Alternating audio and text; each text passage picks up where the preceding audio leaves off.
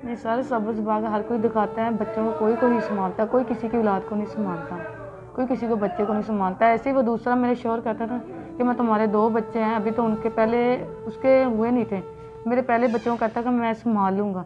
तो मैंने वो उसकी बातों में आ गई, चलो मैंने कहा चल बाप का साया बच्चों पे आ जाएगा। उसने भी सब्ज़ बाग दिखाना शुरू हो गया। बाद में जो पता चला कि ज़्यादती करना शुरू हो रहा है मेरे बड़े बेटे के साथ। कभी कभी तो दूध के पैसे भी नहीं होते हैं, माँ हूँ ना, क्या करूँ। बच्चे की भूख नहीं बर्दाश्त होती है, कभी कभी तो भूखा भी सोना पड़ता है। हालात ने बहुत बुरा कर दिया, बहुत ज़्यादा।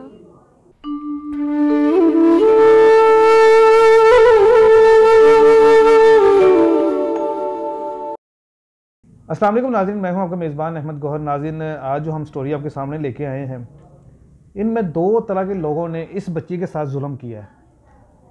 पहला जुल्म किया है हमारे जो ओछे किस्म के जो नौजवान हैं, जो 14 अगस्त के ऊपर वो सलेंसर निकाल के और बाजे लेके जो है ना वो रोड पे निकल आते हैं। ये नहीं सोचते हैं कि यार कोई बंदा हमसे तंग हो रहा है या हमारी वजह से किसी को तकलीफ़ हो रही है। किसी ने 14 अगस्त के दिन ऐसे बाजे लेके निकले। इनका शोहर जो है वो कहीं रास्ते में आ रहा था, उनके पास आके बाजा बजाया। वो मतलब अचानक से डरे हैं, डर के जो है ना वो उनकी बाइक लड़खड़ाई और 22 व्हीलर ट्रक को लगी जाके, जहाँ पे मौके के ऊपर उनकी डेथ हो गई है। इस बात का फ़ायदा उठाते हुए इनकी जो सास थी, उन्होंने बेटे की डेथ के बाद इस बेटी की शादी किसी और से करवा दी, ताकि ये मेरा बेटा तो मर गया, अब जो जायदाद है उसके हिस्से की वो मैं बचा लूँ किसी तरीके से, इस बेटी को ना मिल जाए। मेरे साथ इस वक्त 22 साल आसमा मौजूद है।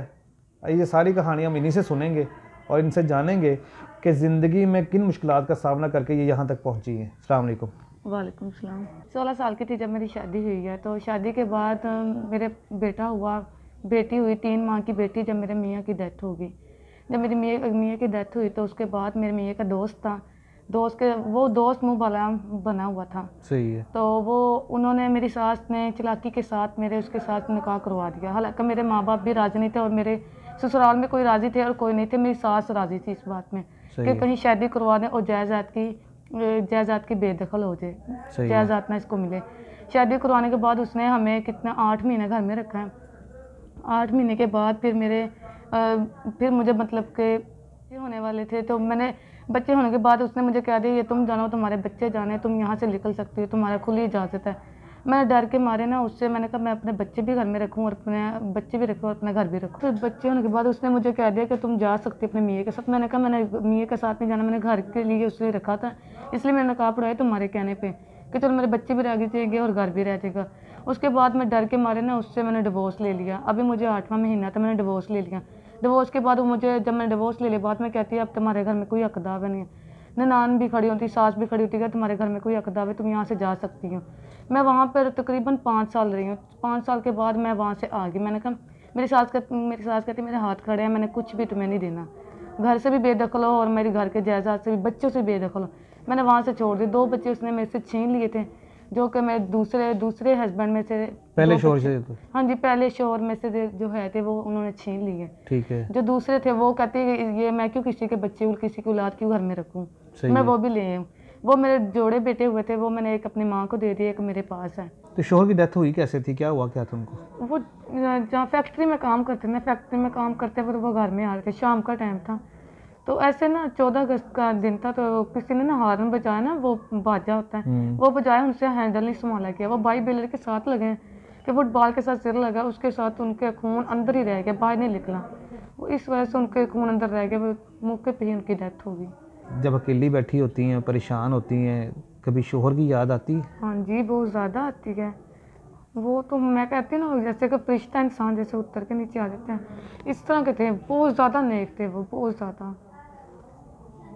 पहले शोहर की डेथ हो गई है, दूसरे ने तलाक दे दी, अकेली हैं आप, छोटा बच्चा है, मतलब कैसे गुजारा हो रहा है? उसका दूध भी पूरा करना है, घर किराए का है, कैसे मैनेज करती हैं?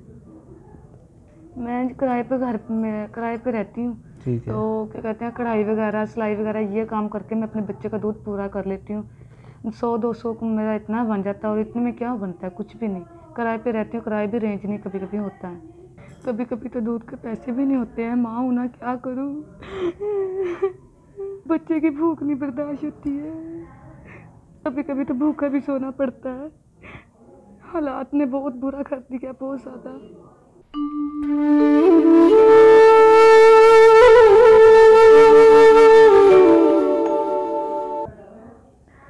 जी नाज़रीन, क्या कहूँ मैं ऐसे लोगों को या ऐसी माँ को या ऐसी सास को, छोटी सी बेचारी है अभी, मतलब सही तरह से मैच्योर भी नहीं हुई है, लेकिन वो कहते हैं ना कि वक्त ने जो है ना वो वक्त से पहले जो है ना वो माँ बना दिया है। एक माँ का दर्द जो है वो एक माँ ही जानती है, जब उसका बच्चा भूखा होता है तो उसके ऊपर क्या बीत रही होती है। आगे क्या सोचा है, 21 साल 22 साल आपकी एज है, छोटा बच्चा है, मतलब क्या सोचा है आगे जाके क्या करना है, किस तरह से ज़िंदगी गुजरेगी? मैं ऐसे ही अपनी जॉब कर लूँगी कि अपने एक ही बेटा है, उसकी मैं खुद ही परवरिश अच्छी कर लूँगी। मैंने शादी के बारे में नहीं सोचा हुआ, मैंने करानी भी नहीं है शादी। क्यों नहीं करवानी? शादी नहीं करवानी। शादी में क्या है, जो पहला जो उसकी डेथ हो गई, जो दूसरा किया वो उसकी भी डिवोर्स हो गया, मैंने शादी नहीं करवानी। ऐसा नहीं है, दुनिया में सभी एक जैसे नहीं होते। अच्छे लोग भी हैं जो आपका सहारा बनेंगे, आपसे शादी करेंगे, आपके बच्चे को भी संभाल लेंगे, मुकम्मल आपका जो है ना वो ख़र्चा भी उठाएंगे। तो दोबारा से मैं आपको मशवरा दूंगा, दोबारा से शादी करें, ठीक है, ताकि आपकी ज़िंदगी बन जाए। अकेली कहाँ कैसे रहेंगी, ये मुआशरा तो वो अकेले नहीं रहने देगा। नहीं, सारे सब्ज़ बाग हर कोई दिखाता है, बच्चों को कोई कोई संभालता, कोई किसी की औलाद को नहीं संभालता, कोई किसी को बच्चे को नहीं संभालता। ऐसे ही वो दूसरा मेरे शोहर कहता था कि मैं तुम्हारे 2 बच्चे हैं, अभी तो उनके पहले उसके हुए नहीं थे, मेरे पहले बच्चों को कहता कि मैं संभाल लूँगा।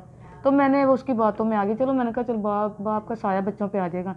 उसने भी सब्ज़ बाग दिखाना शुरू हो गया। बाद में जो पता चला कि ज़्यादती करना शुरू हो रहा है मेरे बड़े बेटे के साथ। मुझे बताएं बहना कि अभी आपको किन किन चीज़ों की ज़रूरत है ताकि हमारे नाज़रीन जो है आपकी मदद कर सकें। मैं ये चाहती हूँ मेरी हेल्प की जाए। मैं एक तो रेंट पे रहती हूँ और एक मेरा बेटा है, उसका दूध नहीं मैं पूरा कर सकती हूँ। तो मैं ये रिक्वेस्ट करती हूँ कि मेरी हेल्प कर दें।